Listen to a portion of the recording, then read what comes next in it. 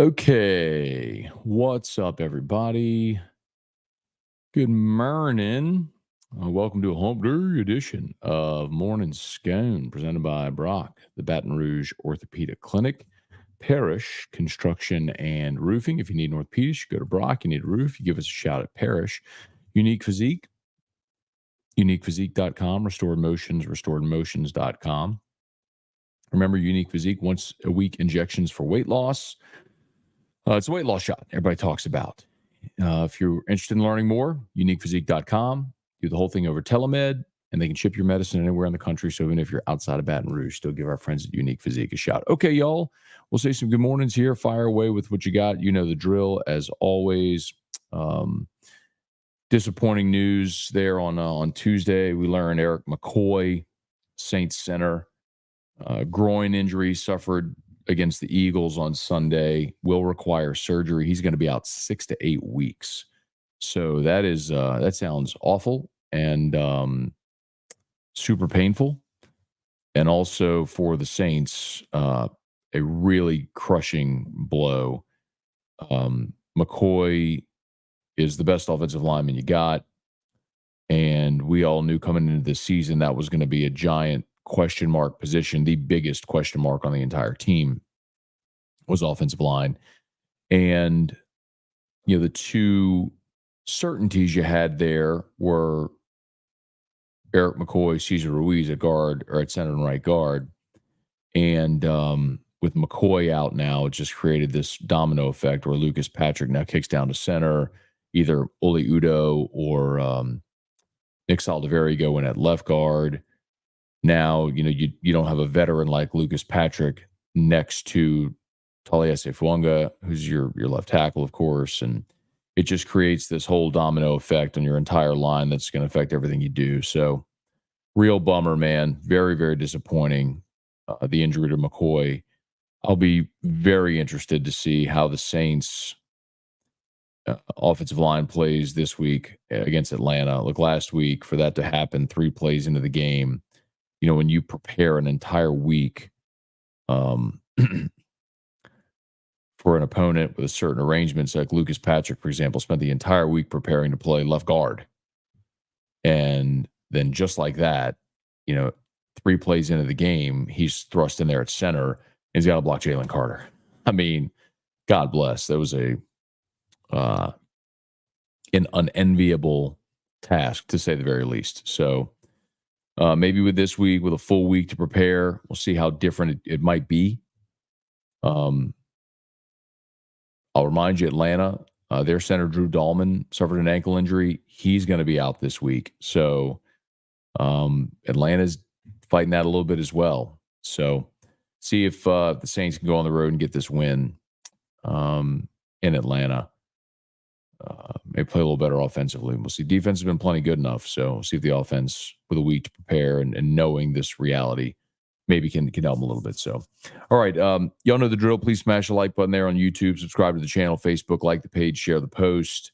Fire away with your questions as always.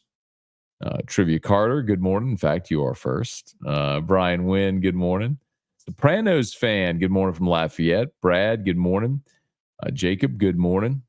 Y'all have to forgive me as well. I did wake up early this morning, got my cold plunge in, went to Hot Works, got my workout in, but normally I have my coffee, and we're out of K-Cups, so I didn't have my coffee yesterday and don't have it today, and it's so weird how you feel it, man. Like when your body is like, where is it? Where is it? Where is it? Where is it? Where is it? And I'm like, I don't have it. It's like, I need to go find me a coffee. Let's see. Randall, UNLV quarterback, is quitting the team because he's not getting his NIL money. Wild. Let's see. That's an interesting story. I didn't see that yet. And that, I'll tell you one thing, that this is a let's see. Matthew Sluka says he representation is not upheld. Oh, this was last night. Okay. Starting quarterback at UNLV, he'll redshirt this year. Oh, wow. Wow. I'll tell you this. One of the things that so he transferred in from Holy Cross, where he played for 4 years in the FCS, and then transferred to UNLV this year. Um, I'll tell you one thing that I have heard consistently is that teams are promising or committing to more money in NIL than they actually have. Um, and I think that's a problem at a lot of places. Look, that's what happened with Jaden Rashad at Florida, right? And they had promised him a big NIL deal, and it became clear they weren't going to honor that or whatever the terms were. And so Nesway left. I'll tell you, a lot of teams are using that to negative recruit as well. I told y'all this when it happened. I don't know how many of you actually paid attention, but it's a good time to bring this up again with light of that story. The Michigan State defensive tackle. Why can I never remember this kid's name?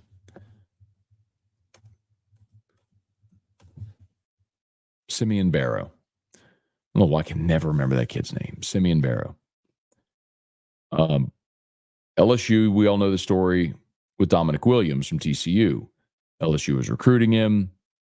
I told y'all his ask was 1.2. LSU wasn't going to pay him that. He ends up going to Oklahoma. I don't know what Oklahoma paid him. Well, when LSU missed there, they went to Simeon Barrow and upped their offer to Barrow because they were pretty desperate for an interior defensive lineman. And Jason Taylor, who's on staff at Miami, probably shouldn't have said him by name, but you all would have figured it out because I've said it anyway. Who maybe isn't super thrilled that his son, who's really good, doesn't have more NIL opportunities, might have suggested to Simeon Barrow that LSU couldn't pay what they had promised. So, point is, that is becoming more and more common. Making commitments on the recruiting trail and not being able to fulfill them. Now, it's a starting quarterback who's leaving in the middle of the season, but it's a power move, man. You got the leverage, use it. Hunter Broadhead, good morning. It'd be really cool if the Saints signed Mason Cole. We played together in high school. Oh, that's cool. Yeah, so Mason Cole is a center. Talked about him yesterday. Actually, Ross Jackson has a really good piece up at LouisianaSports.net. Examining 3 players that could be a fit for the Saints if they're looking to add some veteran depth at center, which they absolutely need to do, by the way. And it's no disrespect to Lucas Patrick, who's played nearly 2,000 snaps at center during his NFL career. He's more than capable. But is it better if he's at left guard and you have a starting caliber center? Do you need a backup center? Because what happens if Lucas Patrick goes down, you move Cesar Ruiz over to center, and then what happens to guard? Like, it's better if you just have someone that is your center. So we'll see. Hey, Thomas, good morning. Garrett, have you seen? Yeah, we just talked about that. Thad, good morning. Spurge, bad news on McCoy. Picked a bad week to stop sniffing glue. Oh, man. Wendell, good morning. Abner, good morning. You never cease to amaze me with your ability to remember players' names from years ago. So impressive, so talented. Thank you, Abner. That's very kind of you. I'm curious what player I referenced. Abner, the problem is I can't even remember what I talked about 5 minutes ago now. That's my grandfather, man. My grandfather's 92. It's amazing. Well, let me rephrase. Gramps will be 92 next month. He'll be 92 in October.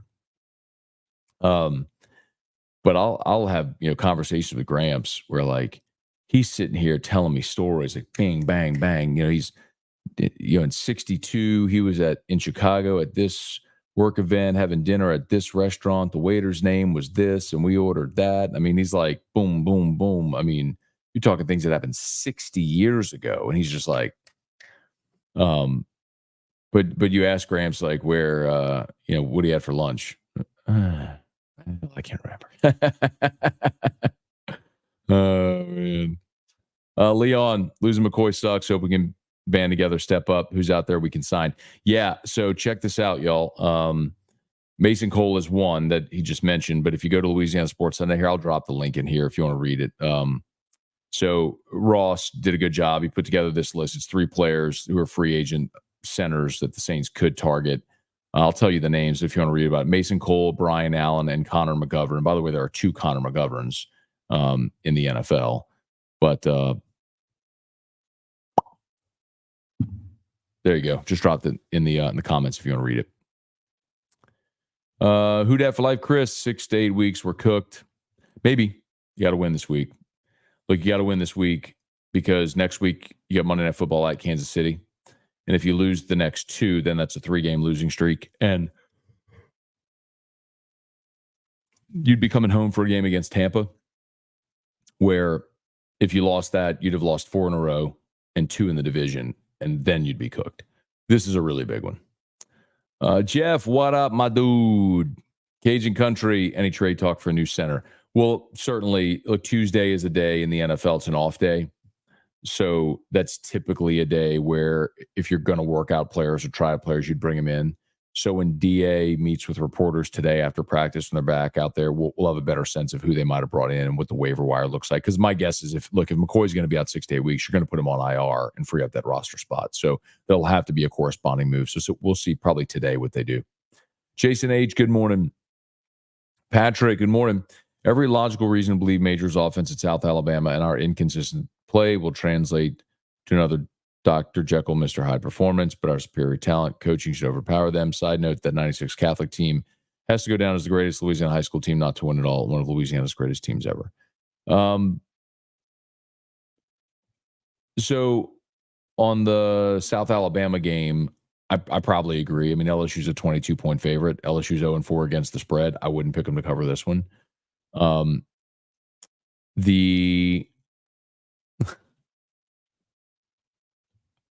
Matt, I'll trade you K-Cups for Russell's 15.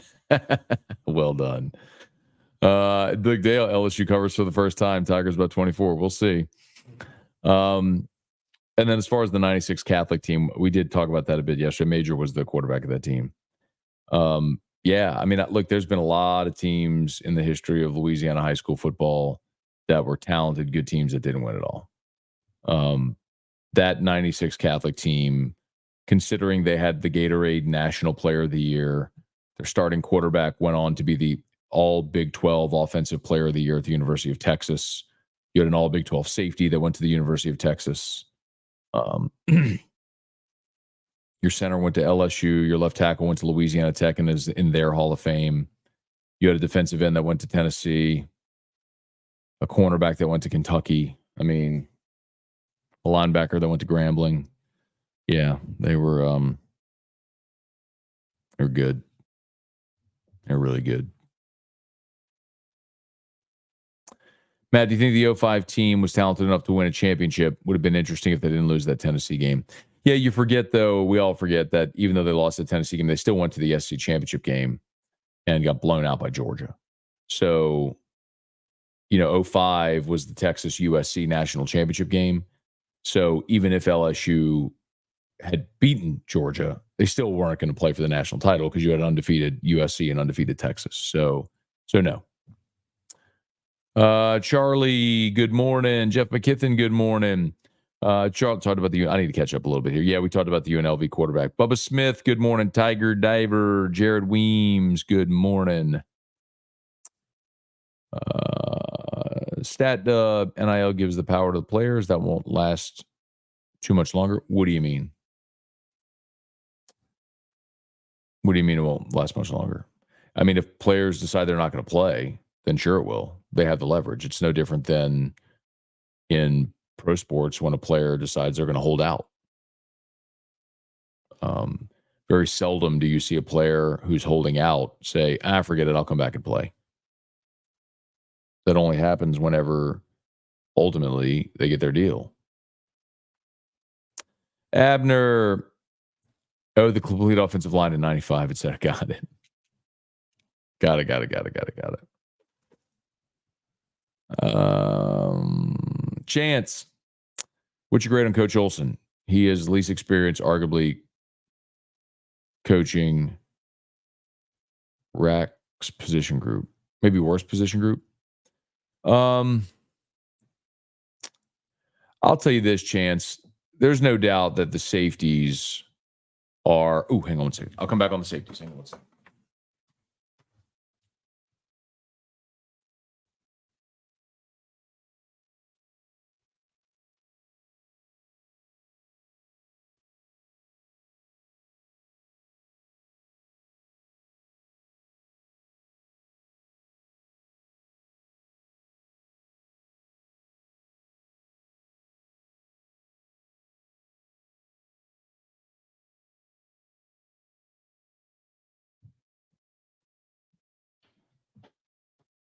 All right.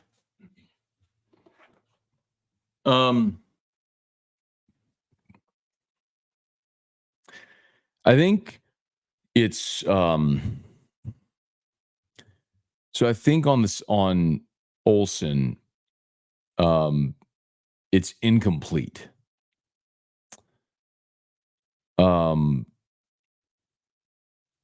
You've got to just get better talent back there to start.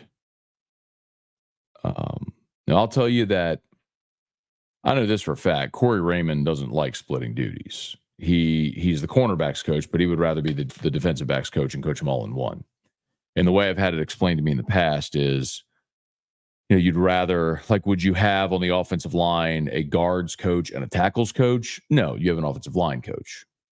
Similarly, where you need your secondary communicating, you would have just one DB's coach, not a corners coach and a safeties coach. Whatever. I'm just telling you that's how I've had it explained before. And I know Corey would prefer to coach them all.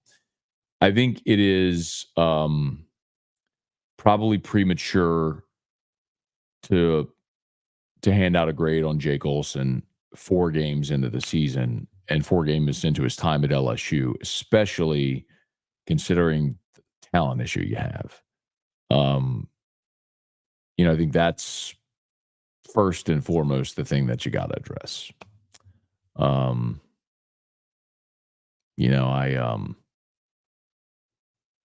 Let's see if they can recruit better players and how they might be able to improve from there. Like you're playing a true freshman back there right now in Deshaun Spears, who started the last couple of games, and they're ramping him up quickly, man.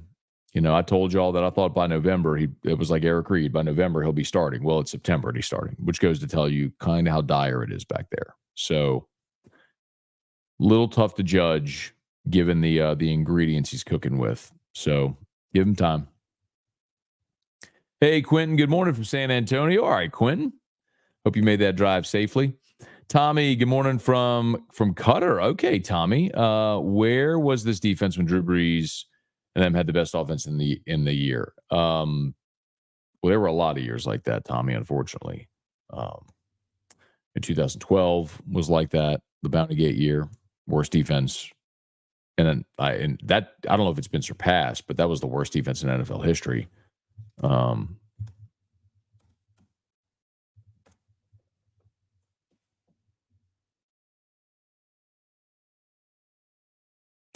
then it was surpassed. Oh, no, that was one game. Yep. Saints still have the record.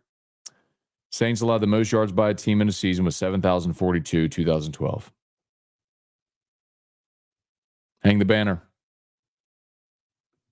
Brian, good morning from Prosperity, South Carolina. All right, Brian. Wave that LSU flag proudly there in South Carolina. You won't get any funny looks.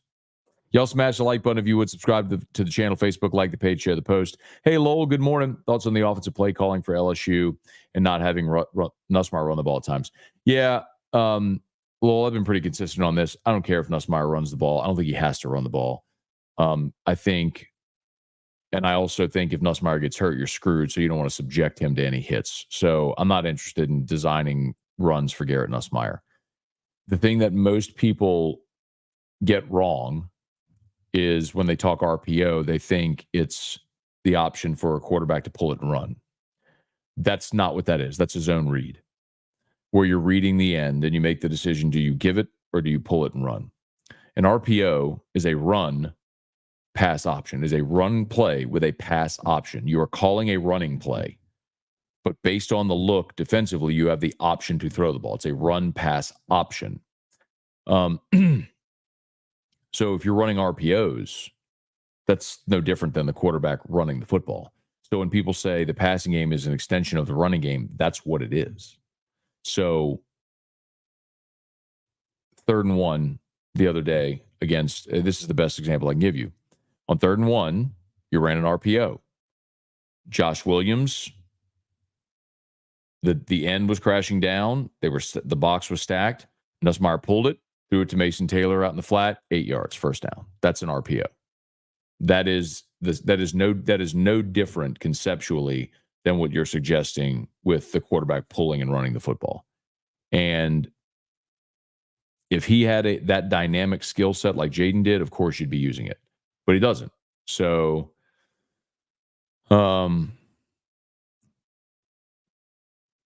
anyway, no, I don't think they need to run the football with Nuss. I think they're doing a plenty creative enough job using the weapons they have to move the chains and score points. Like anyone that's finding fault with the offense right now, like that's not your problem. We continue to say that. The offense is not your problem. Not even remotely close to being your problem. Your problem is very clearly the defensive side of the ball that you have to keep getting better. Hey, David, good morning. Brian for kicks. Seen a rooster on the side of the road here in South Carolina throwing yellow flags at cars. Tiger Diver. Oh, why is the UNLV quarterback sitting out? Apparently, he was promised NIL deals that apparently UNLV hasn't delivered. The Mayo 3411. Joel Sanchez, any game changer game coin update you can share? Launch coming soon. Yes, I'm not sure if you heard the last one, Joel, but I talked to David probably 2 weeks ago for a good long hour, and platform is finished. And it's really a matter of getting the marketing in line right now for launch. So platform is finished. I've seen it. Looks phenomenal. There are components of the Game Changers platform that literally nobody else is doing, which is kind of stunning that none of the big guys are doing it. But I know our hope is in being first to market. There's an inherent competitive advantage there, and that everybody's going to be really excited about it. Brad, why do so many coaches refuse to kick field goals now? It always comes back to cost them. Yeah, that's a pet peeve of mine. I think so much of it's analytics driven.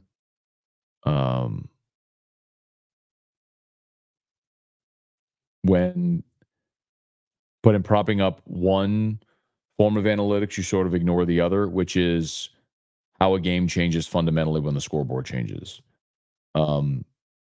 Everything about the game and strategy and approach and clock management and play call and everything, it all changes when the scoreboard changes. If you're up 1 score, if you're up 2 scores, if you're up by a field goal, so you could tie with a field goal. If you're up 2, you could win with a field goal. Or if you're down 4, do you have to go for a touchdown? Like all that changes when the scoreboard changes. And so it changes everything about how you approach the game, clock management. Are you being conservative here to run clock? Are you going for it because you need an extra possession? Like everything changes when you change the scoreboard. So the objective is points. Get points. Joe Mama, with the worst NFL team in the NFL, blow out the best college football team. Absolutely. I remember the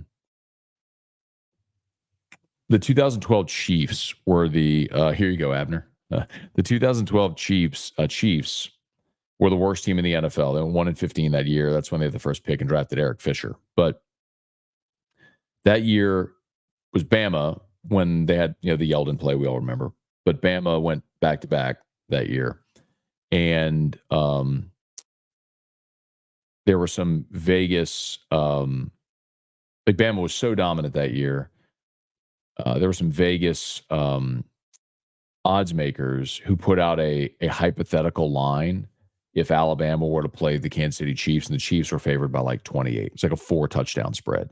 Because what, as silly as that may sound to some of us, what you forget is like, even on the best college football team where you got 85 guys, like look at Michigan last year. Michigan won the national championship and they had a record 15 players drafted off that team. 15 of their 85. Now there's underclassmen and stuff as well, but literally every player in the NFL is an NFL player. So even if you have a guy like Will Campbell, who's plenty good enough, in the spring, he's going to be blocking NFL defensive ends. Like, he's plenty good enough for that. The entire 5 starters on your offensive line and you run, they're not. You know what I mean? So even if one guy or 2 guys are good enough, everybody's not. There's going to be a weak link all over the field on both sides of the ball. So no. Dale, what's the main reason for the extended crypto bear market? I don't think it's an extended crypto bear market, Dale. I would actually, counter that, and I would look back to 2020, and I would point to, it was late 2020. If you remember when we all learned that Tesla had Bitcoin on their balance sheet, and that's whenever Bitcoin mooned, and that's really what catapulted the bear market through 2021, or the bull market, excuse me, through 2021. So I don't even know that it's really extended. Dale, I think we just all got to be patient. I mean, I'm looking at fall 25 as the zenith, right? So we're just starting. The next year is going to be a lot of fun. James McKinney, good morning. Let's see, 2 more minutes. Michael, good morning. Eric, good morning. Eagles game really exposed how hard it's going to be for us to play. Club, what up, man? Thank you for the Reggie Bush take yesterday. That was perfect. So Reggie Bush is suing everybody. And my point was, hey, Michael Jordan made $93 million through 16 years. Chris Middleton's making $93 million on his current 3-year contract. Sometimes it just matters when you were born. Thad, can you attach a link? Attach a link for what, Thad? Play from behind. Wide receiver personnel. Yes, very true. Very true. Brett in our leg. Matt Cepeda, you're an AFR fan when. Good morning, Matt. Brian, what are your thoughts on the suit filed by Reggie Bush? Talked about that yesterday on AFR. You check that out. I believe it was middle of hour 2. Deborah Coward, good morning. Randall, which LSU team would you compare this LSU team to? Probably 2013. Good quarterback, good receivers, really good offense, really struggling on defense. Avid, what's going on? Christian, good to see you this morning, man. Hope all is well. Dude, Louisiana Sports Center is freaking awesome. Thank you, Thad. Appreciate that so much, man. Yeah, very proud of it. We've all worked very hard, and we are pumping out a ton of content, and it's 100% free. I can't stress that enough. There will never be paywalls, no subscriptions, no freemium.